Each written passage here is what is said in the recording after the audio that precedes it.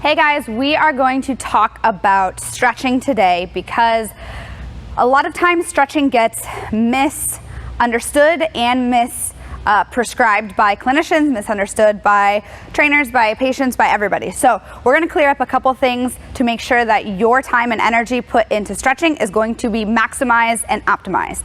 So the two things that we want to pay attention to, well, there's actually three. The first thing is, if you are doing a stretch, we need to make sure that that stretch is actually prescribed to you based on an assessment. So stretching is not a good response or thing to choose to do when you're in pain. It's not a good pain relief idea. It will feel good, but it's not addressing the problem. You need to get the problem assessed. A stretch is prescribed when you have a passive range of motion limitation or deficit. That requires somebody who understands the human movement and human body to assess you to figure out, are you actually limited in passive range of motion? Even if something feels tight, that doesn't necessarily mean it needs to be stretched. Again, we need an assessment to see if that muscle group is actually restricting your range of motion or if it's a tightness that's a protective mechanism.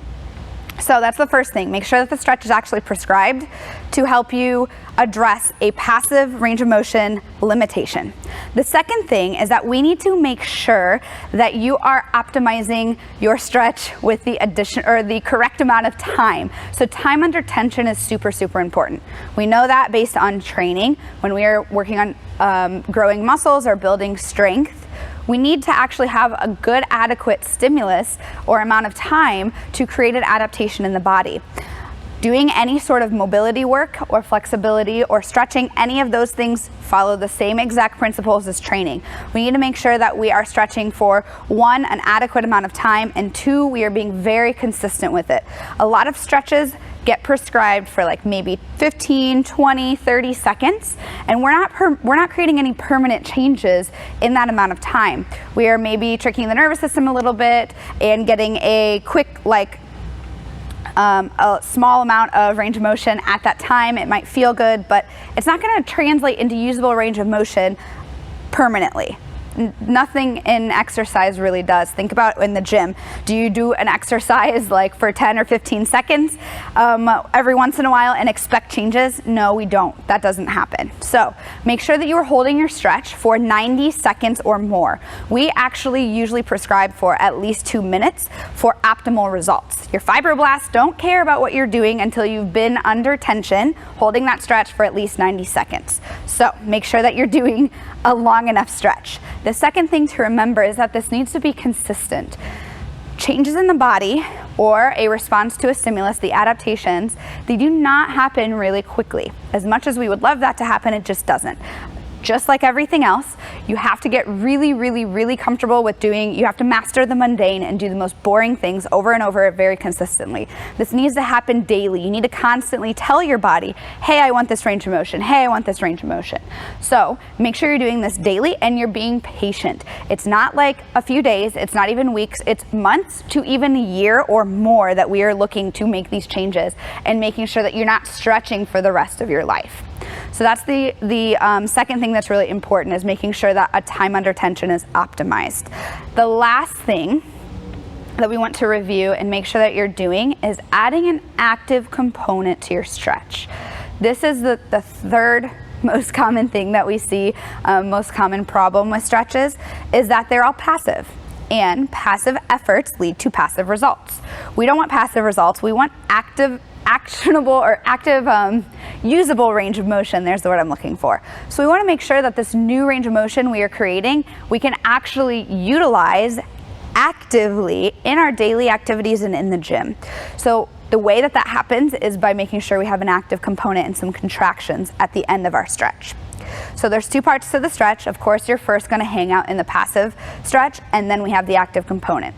When we hang out in the passive part, you find the stretch, get into that position, and then we need to make sure that we are kind of trying our best to relax in that range of motion, in that position. What we're really doing when we get into a stretch is trying to convince the nervous system that we actually need this range of motion. Your nervous system's not going to be interested in giving you this range of motion if you're grimacing and panting and freaking out. We need to create a sense of safety for the nervous system with calm, relaxed breathing, trying to sink deeper into the stretch. Now, this is hard to do because stretches really are not comfortable, especially when you really need them. But it's very important to maximize the results that you are going to get with your efforts when stretching. So make sure you are doing some deep, calm breathing, relaxing your body as much as you can. Pay attention to that. That's during the passive part, the first 90 seconds to 2 minutes of your stretch. Then we move on to the active component, and that are the contractions. Now, we do 2 contractions at the end of every single stretch, and it's important to remember 2 different things when we do them. The first thing is creating intra-abdominal pressure. So when you understand core stability and intra-abdominal pressure, you understand that when you create that, it helps you to really get a lot of tension to the joint that you are looking to create tension in, rather than not creating intra-abdominal pressure and then everything kind of moves. So the first thing we want to do is trap air into our abdomen. That's what we do when we create intra-abdominal pressure. That's going to look like finding a position where your ribcage and pelvis are stacked relatively, and then you're going to inhale in through your nose 360 degrees, create tension with your abdominal muscles, and trap that air under there and create lots of tension here. You're going to maintain that throughout the entire amount of your contractions. So step number 1, trap the air, create tension into your abdomen. From there, we're going to do the second part of the important part of the active component of our stretch, and that is ramping. So understanding ramping is super, super important, because what ramping is going from 0% muscle contraction and gradually contracting that muscle until we can get as much contraction as possible. It's important to do that instead of going 0 to 100 for a couple different reasons. One, you're going to minimize cramping, which is never fun. It's also important to minimize cramping because that is showing yourself and telling your body and creating that control at all of those contractions. When you do different activities, you need a different percentage of contraction, so you need control of all of them. The other reason it's really important is because the more control you have of that muscle group that you're looking to contract, the less you're going to compensate in everything else, and that is key to making sure what we are contracting is what we want. So first, create that intra-abdominal pressure, and then start the ramping of the muscle group. The first contraction we do in the active component is contracting the stuff that we are stretching. So for example, if I am stretching my adductor muscles in here, you are finding the stretch, holding for 2 minutes, and then we are going to contract the adductors slowly by ramping up, first creating intra-abdominal pressure, and then ramping up that muscle contraction of the adductors and maintaining and sustaining that contraction at 100% if you can, for at least 20 to 30 seconds. When that time is up, we slowly relax those adductors, and we make sure that we are then going to start keeping that tension in the belly, contracting and ramping up the abductor. So the second component to the muscle contraction is the opposite side of the stuff we are contracting, and those muscles are going to pull us maybe a little bit deeper into the stretch, but really it's just getting you to talk to those muscles so you have strength on both sides in that new range of motion. And those abductors you're going to ramp up, find that contraction, and hold those there for 20 to 30 seconds, and that is essentially how we do a stretch. You can always add an additional round of the contractions each. That does not harm you, it just benefits you, but making sure that you're ramping and creating intra-abdominal pressure throughout is going to be really important.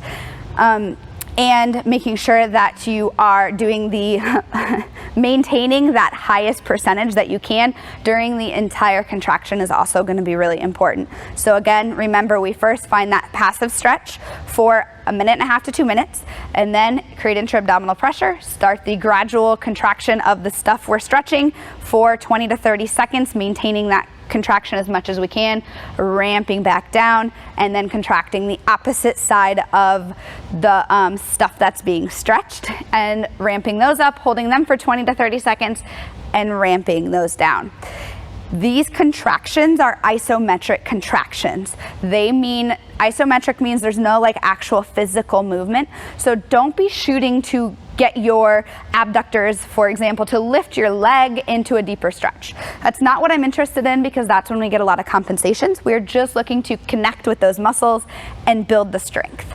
So if you keep all of those things in mind, making sure that the stretch is what is needed because you've had a good assessment, making sure that you have optimized your time under tension, and making sure that you are adding a smart active component to your stretch, you will optimize your stretches, and basically your stretches will be like regular stretches on steroids, and you will get much better results and much more likely that you will be getting permanent results, so you won't be stretching the rest of your lives. So make sure you guys incorporate all of those things in your stretches, and if you ever have any questions, please reach out to us at Movement Upgraded. We'd be happy to help.